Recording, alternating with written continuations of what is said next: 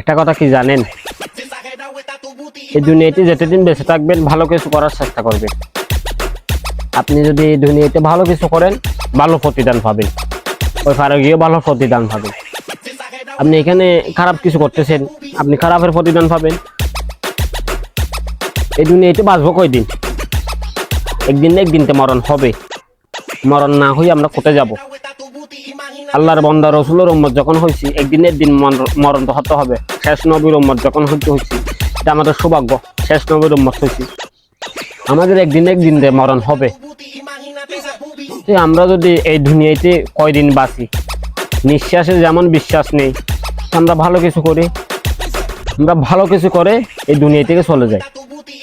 মানুষের গবেষণা করে, সমালোচনা করে, অন্যজনের দোষ ধরে, ওটা কি করতেছে, ওই ছেলে কি করতেছে, ওই মেয়ে কি করতেছে, ওইসব না করে নিজে কি করতে পারে, নিজে মানুষের জন্য কি করতে পারে, ভালো করতে পারে কিনা, খারাপ করতে পারে, ওইটা দেখবো। আমি ওইটা না দেখে ওই ছেলে এরকম করতেছে, ওই মেয়ে এরকম করতেছে, এটা বলে কোনো লাভ আছে? নেই, কোনো লাভ নেই। কারণ আমি যদি ভালো করি ভালো প্রতিদান পাবো, যদি খারাপ করি খারাপের প্রতিদান দেবে। কে দিবে? মহান আল্লাহ দিবে। তুই আমি ভালো কিছু করার চেষ্টা করি, মানুষের মনের মধ্যে থাকি, মনে করেন আমি ভালো করে চললেই মানুষ আমাকে ভালো বলবে, আমি যদি খারাপের পথে যাই মানুষ আমাকে খারাপ বলবে। আমি এই দুনিয়াতে বাঁচবো কয়দিন?